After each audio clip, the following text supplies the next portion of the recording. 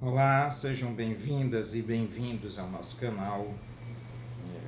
Hoje vamos analisar a ameaça de sanções de Donald Trump, presidente dos Estados Unidos, ao aço e ao alumínio exportados pelo Brasil para os Estados Unidos. Mas antes eu quero pedir que vocês se inscrevam no canal. Se gostarem, curtam, compartilhem, deixem comentários, cliquem no sininho para receber as notificações. Bem, ontem, segunda-feira, Donald Trump anunciou pelo Twitter que irá sobretaxar o aço brasileiro em 25%. Ou seja, vai criar uma taxa, uma sobretaxa, porque já tem as taxas de importações naturais nos Estados Unidos. Né? Todo país tem taxas de importações, tributos de importação.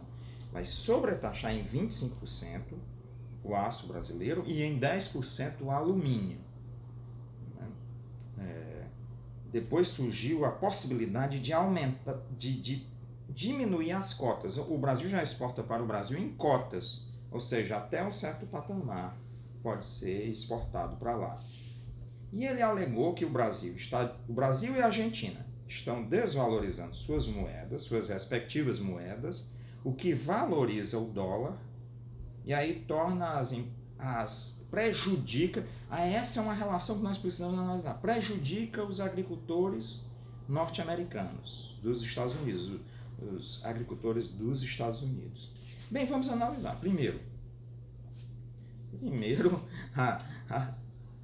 imagino o chororô que deve ter tido do Bolsonaro essa noite, assim, um sentido de traição, né? De quem teve na relação conjugal teve uma traição. Ele deve ter passado a noite chorando no travesseiro, porque o Trump o abandonou. O I love you, Trump, o abandonou, né? Não existe isso em relações internacionais, de amizade pessoal, de proximidade política. Interesses nacionais são resolvidos de outra forma. E aí não é nem interesses nacionais, são interesses de empresas, de corporações. Trump está trabalhando para proteger o mercado interno americano, a produção interna, o nível de emprego. Ele, na sua campanha, disse América primeiro, America first. Nós já trabalhamos isso em outros vídeos, mas em que o Trump está fundamentado? Ele está fundamentado na teoria do presidente Andrew Jackson, lá do século XIX, 1840. O presidente Andrew Jackson fechava os Estados Unidos ao mundo exterior. Na verdade, a economia americana foi muito fechada até a Primeira Guerra Mundial. Diria até antes. Foi muito fechada até o presidente Theodore Roosevelt. Nós temos então duas visões distintas. A visão de Andrew Jackson, século XIX, a visão do começo do século XX de Theodore Roosevelt. Uma de fechar os Estados Unidos, a América como eles chamam, porque aquilo já é um mercado gigantesco, e ao fechar eles impedem que outros países possam disputar esse mercado. O Theodore Roosevelt abriu os Estados Unidos para o mundo. Né? São duas visões distintas. Trump está hoje rompendo com a concepção de Theodore Roosevelt, que foi desenvolvida veio dominante até o mandato dele.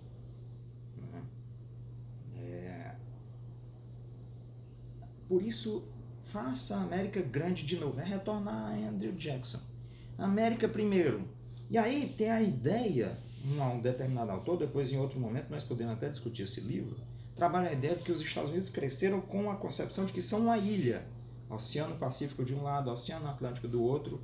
Países que não são ameaçadores, como o México, porque são muito mais frágeis, né? Ao sul e ao norte o Canadá também não é ameaçador. Então os Estados Unidos se construíram como uma ilha que só foi retirada do seu isolamento pela Primeira Guerra Mundial e por Theodore Roosevelt, antes da Primeira Guerra Mundial.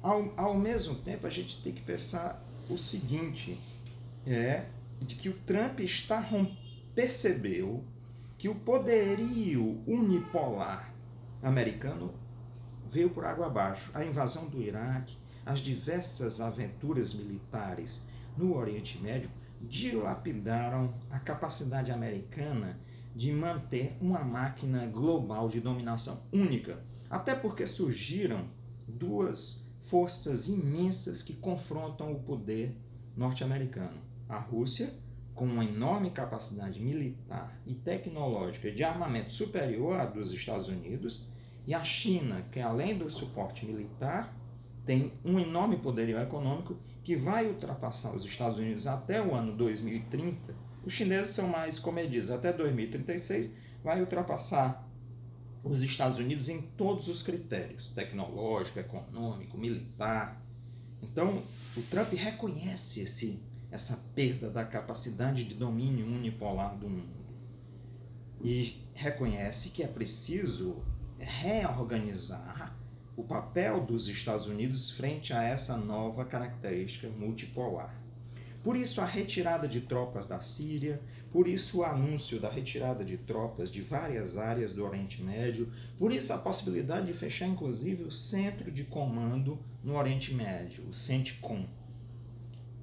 Como ele chama, sair de todas essas guerras ridículas. O Oriente Médio vai mudar todo devido a isso, né?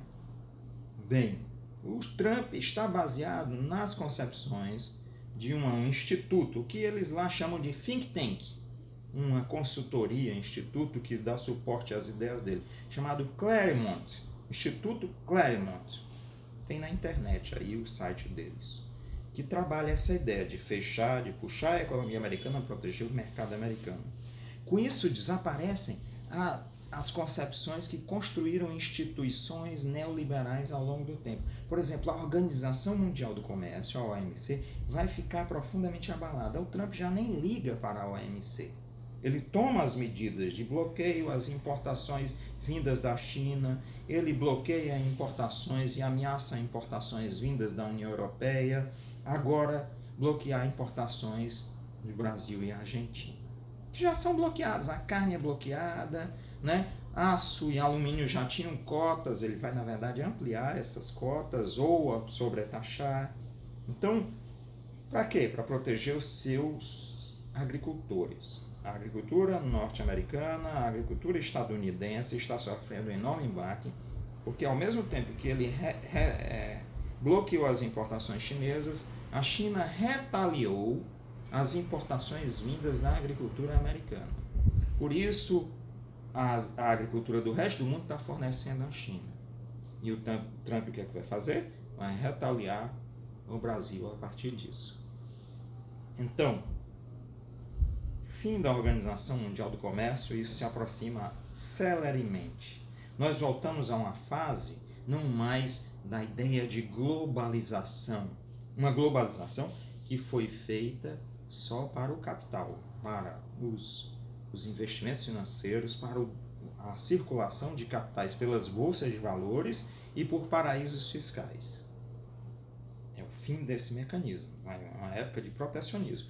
Não à toa, um grande escritor, economista norte-americano chamado Michael Hudson tem um livro que examina as concepções de economia nas escolas, nas faculdades de economia americana de 1815 até 1914 e mostra como a evolução da economia americana foi fundamentada no protecionismo.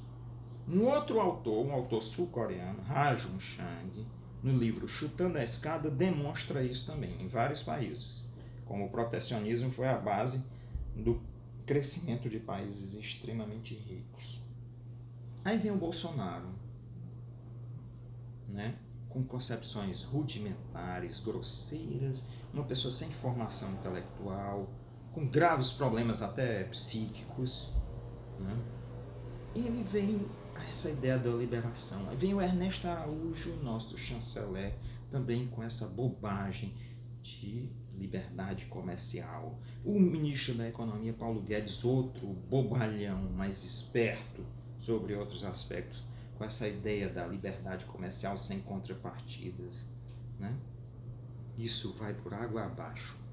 Nós entramos numa era de conflitos comerciais e proteção de mercados internos.